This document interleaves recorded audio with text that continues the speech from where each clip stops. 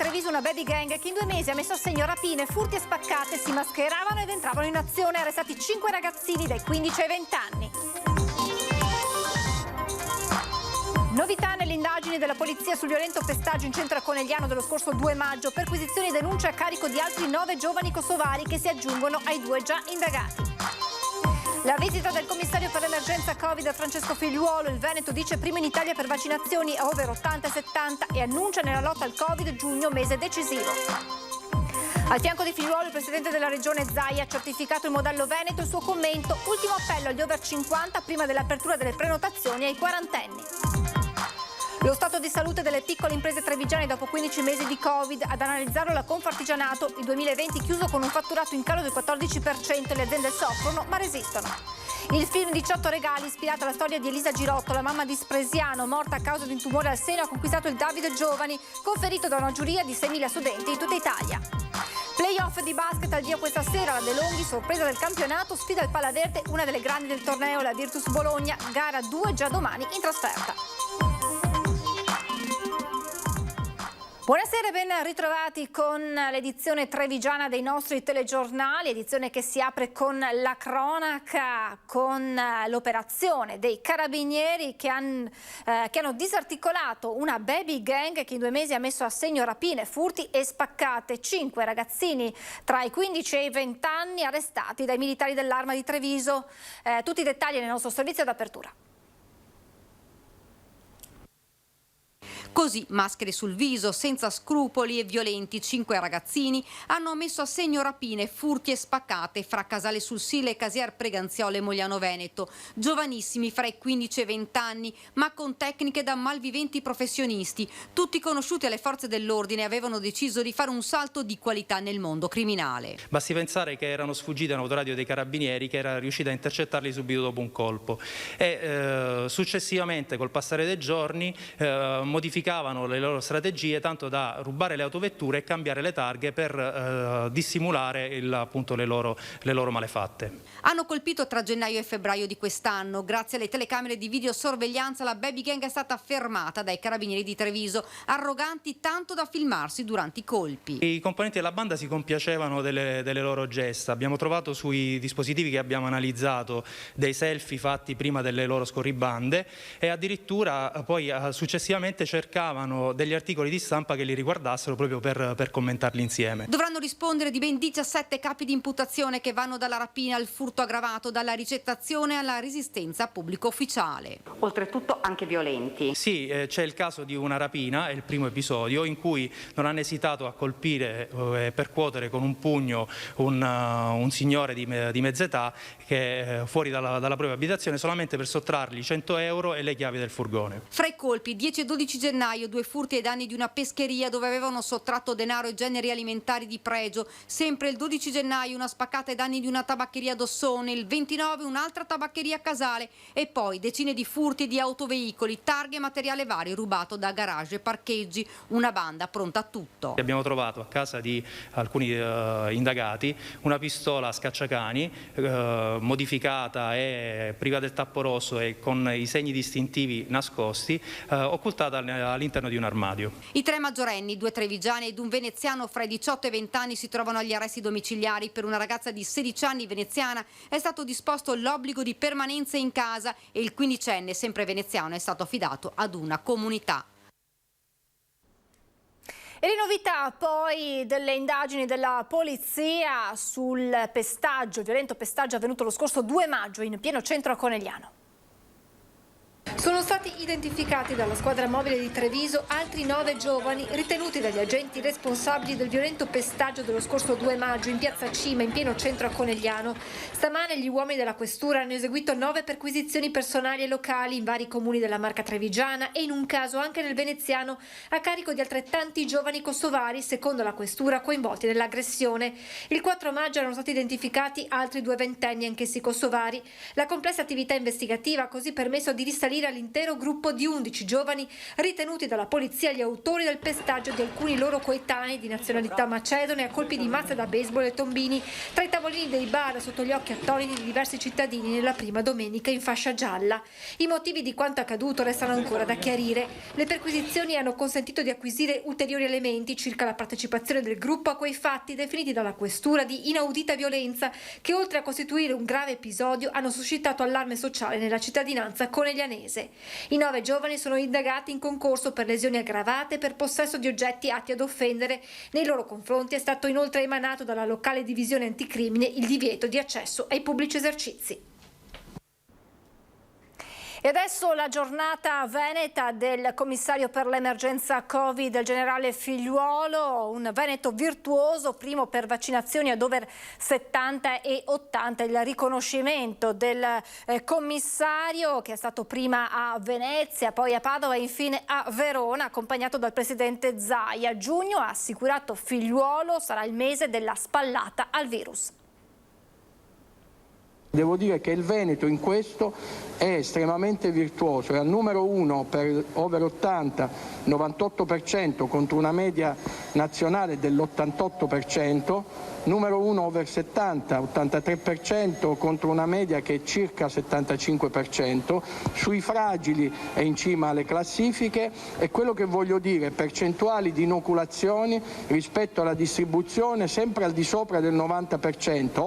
Riconosce la virtuosità del modello regionale il commissario Figliuolo nella sua intensa giornata in Veneto, accompagnato dal governatore Zaia alle 10:30 all'arrivo puntuale al padiglione Rama all'ospedale di Mestre, dove, come raccontano le nostre immagini in esclusiva, prima ha incontrato i vertici della sanità regionale, poi nel vicino auditorium i prefetti. Da lì il primo sopralluogo all'hub vaccinale al Pala Expo di Marghera e le prime dichiarazioni ufficiali di giornata. Il punto di svolta, dice Figliuolo, è vicino.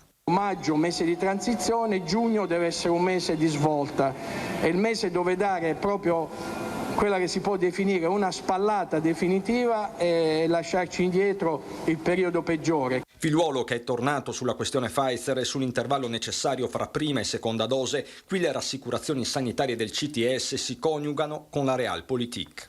Nell'ambito di una pandemia dove c'è gente che rischia di andare all'ospedale, di andare in terapia intensiva e addirittura di morire, se si dà mezzo scudo a più persone è meglio che darne un intero a meno persone.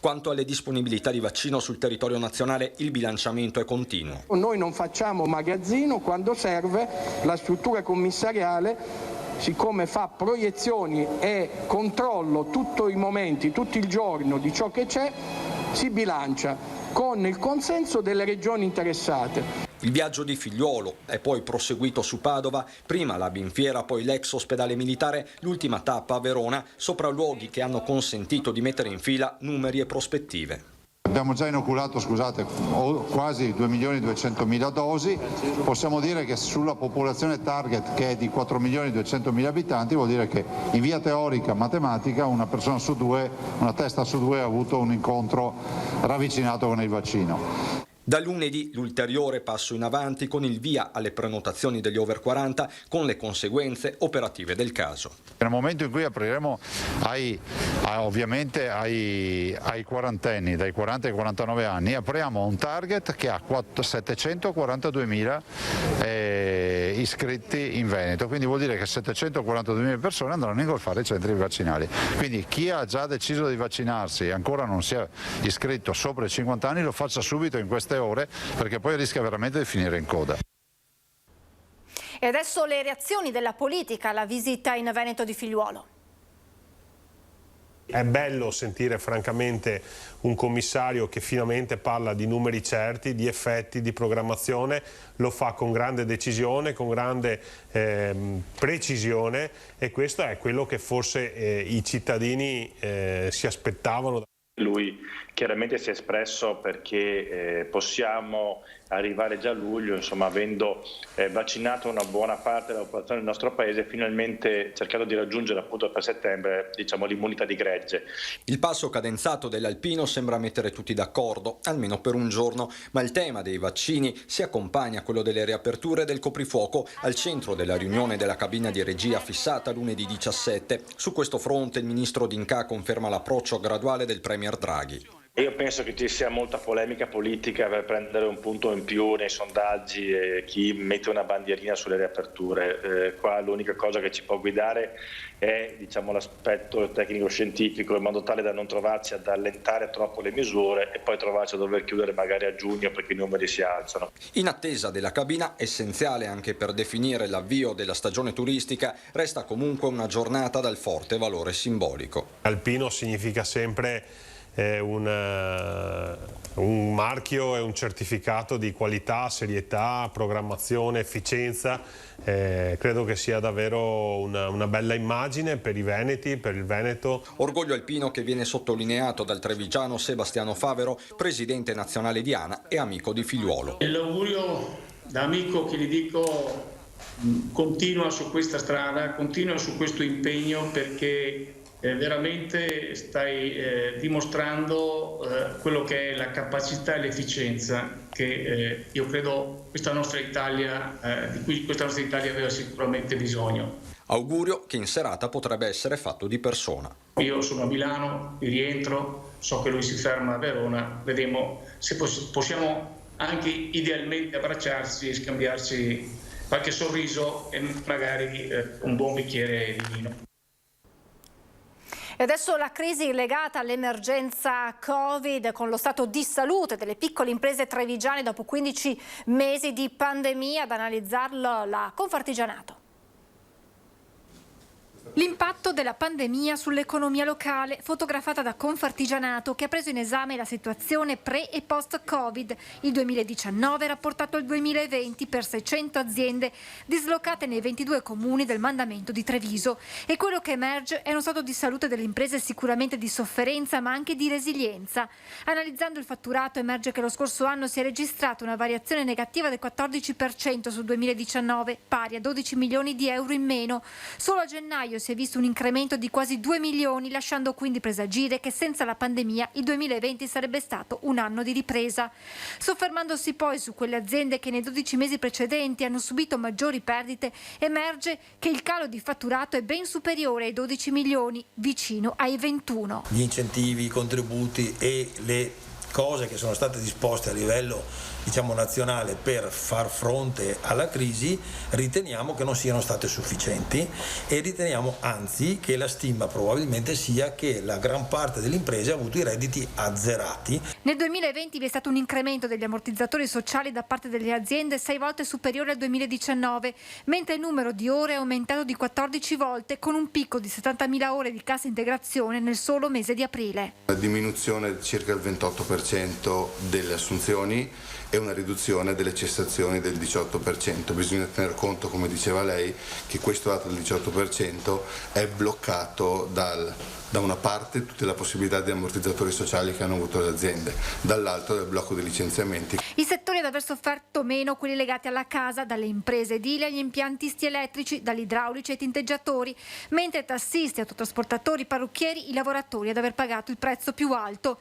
Lo studio del mandamento di Treviso di Confartigianato non solo ha l'obiettivo di analizzare lo stato di salute delle imprese, ma anche di capire come intervenire laddove necessario. Noi siamo una associazione di artigiani, l'artigiano è una parte di resilienza, quello che si adatta al momento di difficoltà.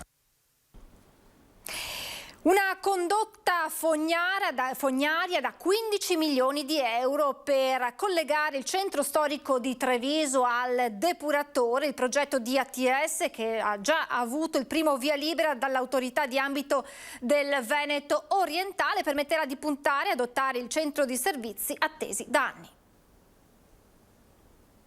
Spingono sull'acceleratore Cassugana e ATS sul fronte dell'espansione della rete fognaria, tanto che qualcuno parla già di tunnel per la nuova condotta sotterranea che collegherà l'area del centro storico e quella della tangenziale a una profondità di 9 metri.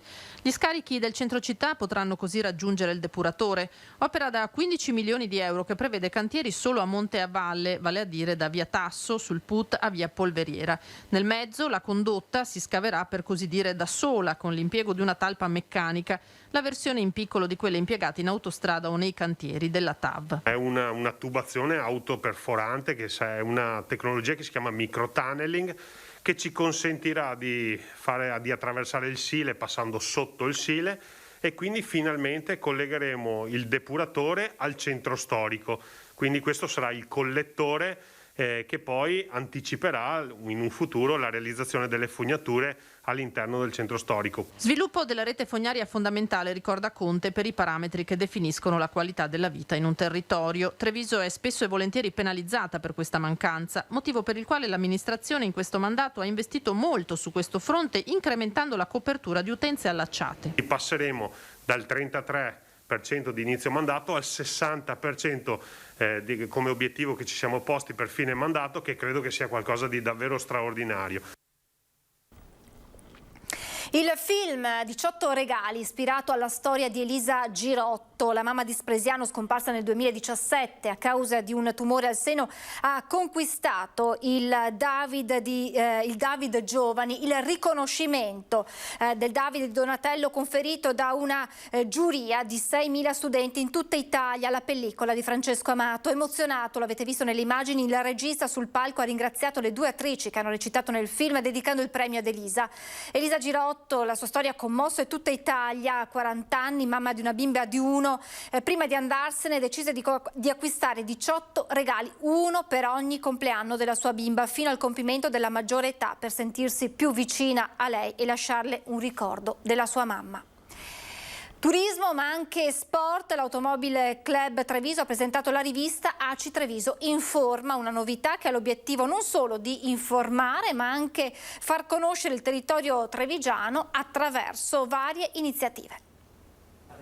Scoprire il territorio, conoscere alcuni appuntamenti sportivi di rilievo, ma anche girare fra le tradizioni trevigiane. È nata così la rivista ACI Treviso Informa. L'iniziativa è nata soprattutto in questo periodo, un periodo di grande rinnovamento dove la gente ha bisogno di conoscere, di informarsi, ma di vivere soprattutto. E il concetto di vivere, quindi abbiamo pensato di divulgare questa prima rivista, che è un semestrale, quindi uscirà in 2 edizioni, questa a maggio e una a dicembre, lo scopo di informare l'Automobile Club Treviso che cosa fa. Non solo le pratiche strettamente automobilistiche, tipo la scadenza del bollo o il passaggio di proprietà. Questa rivista ha l'obiettivo di far conoscere il territorio trevigiano, turismo e sport in primo piano. Assolutamente sì, il mondo turistico e soprattutto tutto quello che riguarda lo sportivo automobilistico legato al turismo è l'obiettivo principale dell'Automobile Club Treviso, perché è sicuramente una fonte di reddito per quanto riguarda il territorio, di conoscenza per quanto riguarda invece il turista che arriva e che vuole partecipare a una gara di regolarità, per esempio come organizziamo noi a settembre, che venendo qui ha l'opportunità non solo di partecipare a un evento sportivo ma anche di vivere la città e la provincia, e quindi a livello turistico può essere un ottimo indotto. Imoco Volley da poco incoronata campione d'Italia e ACI un matrimonio particolare. Noi abbiamo come obiettivo valorizzare, per quanto ci riguarda, tutte le eccellenze sportive, turistiche piuttosto che culturali del territorio. Quindi Imoco Volley è una eccellenza del territorio dal punto di vista sportivo, anche perché è la squadra in questo momento più vincente del territorio della marca trevigiana, e quindi è giusto per noi di ACI Treviso creare una situazione di sinergia con il mondo ACI e con Imoco Volley. Una brevissima pausa pubblicitaria e poi torniamo in diretta tra poco.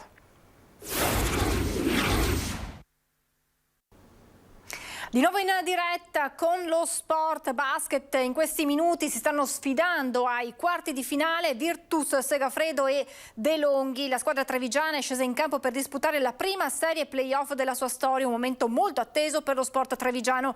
L'avversaria è quindi Virtus Bologna, formazione di primo livello e pronta a giocarsi le sue chance scudetto. Le gare si disputeranno a distanza molto ravvicinata. Gara 2 già in programma per domani sera alla Virtus Arena, gara 3 per lunedì 17 maggio al Palaverde, gara 4, gara 5 ancora eventuali in caso si giocheranno il 19 e 21 maggio. E siamo adesso alle notizie da Belluno e provincia.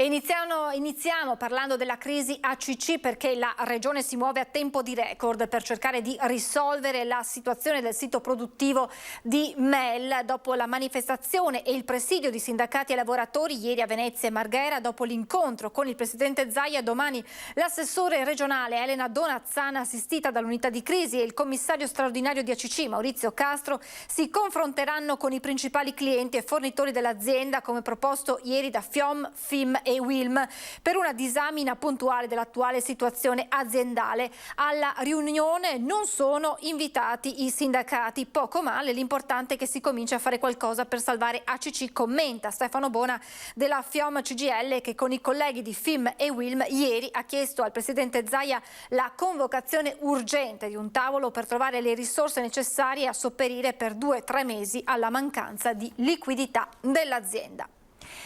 Piano anti-Covid, Confartigianato Belluno sceglie il sistema sanitario regionale e chiede linee vaccinali ad hoc. Il direttore Michele Basso dice: vaccinare lavoratori e artigiani è fondamentale per tornare alla normalità.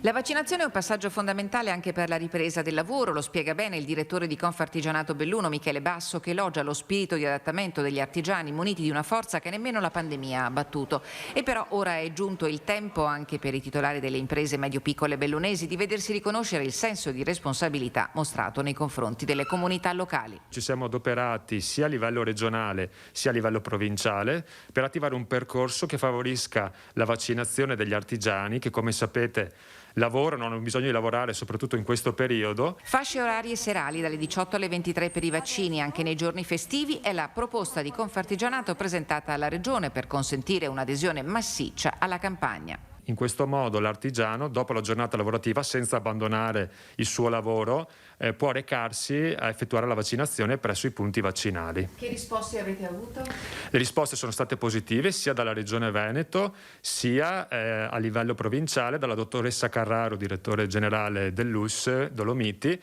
la quale ci ha dato disponibilità. Su questa disponibilità si è iniziato a ragionare nella consapevolezza che sarebbe stato impensabile attivare la vaccinazione aziendale, un percorso necessario per mettere in sicurezza imprese e lavoratori. Dopo questo periodo molto difficile, gli artigiani aspettano la ripartenza e vogliono lavorare assolutamente, quindi la vaccinazione può essere l'unico modo che ci permette di riprendere il lavoro, di riprendere l'economia, il turismo e i vari settori trainanti della nostra provincia. La proposta impegna il mondo artigianale a verificare in subordine la disponibilità e la possibilità di attivare i medici del lavoro o altro personale sanitario qualora la situazione lo richieda, a supporto dei punti di vaccinazione della popolazione.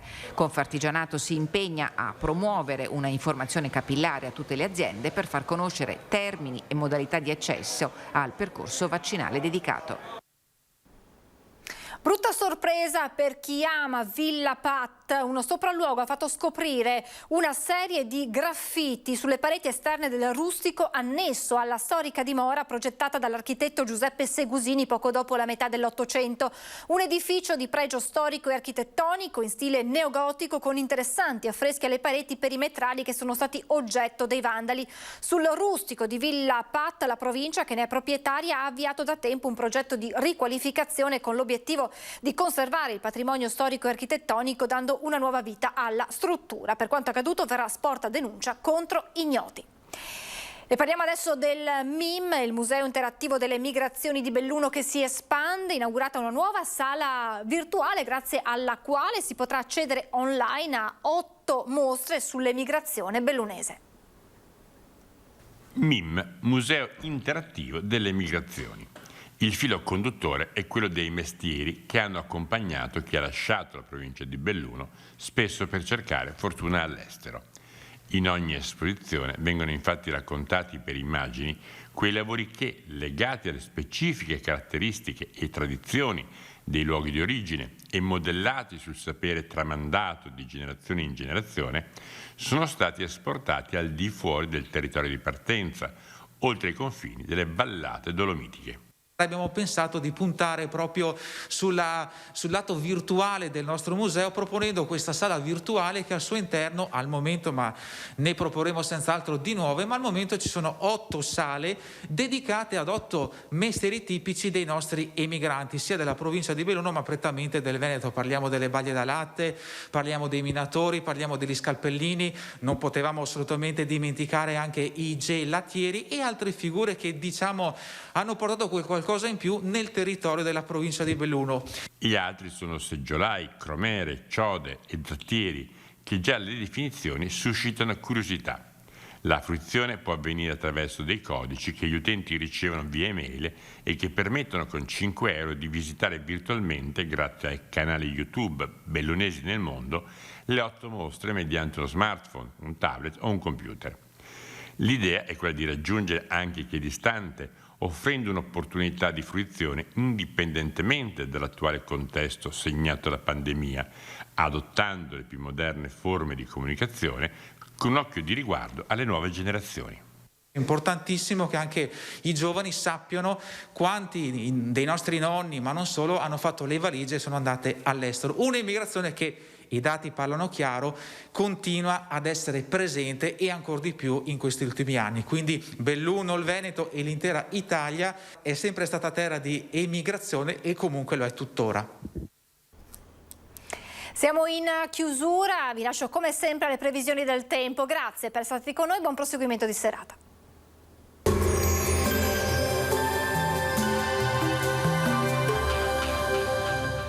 Cooperativa Agricola Volpago. Da noi trovi la carne fresca di prima qualità, genuina e salutare per il tuo benessere. Ci trovi a Volpago del Montello, Pieve del Grappa e Trebaseleghe. Bentrovati al meteo.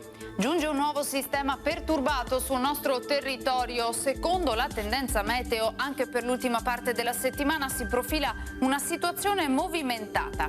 Vediamo allora il dettaglio di venerdì 14 maggio.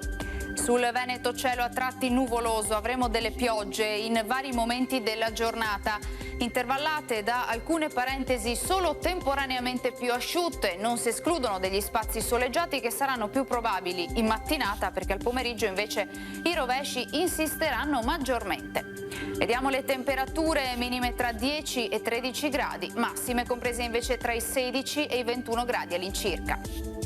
Ci spostiamo ora sul Friuli Venezia Giulia, dove lo scenario sarà identico, alternanza anche qui di acquazzoni e schiarite, ma migliora in nottata. Temperature minime tra 12 e 13 gradi, massime sui 15-17 gradi all'incirca. Infine ci spostiamo sul Trentino Alto Adige, dove andrà meglio al mattino, a seguire temporali via via più diffusi. Temperature minime intorno ai 9-10 gradi, massime sui 21 gradi. Dal meteo per ora è tutto, vi auguro come sempre un buon proseguimento con Antenna 3.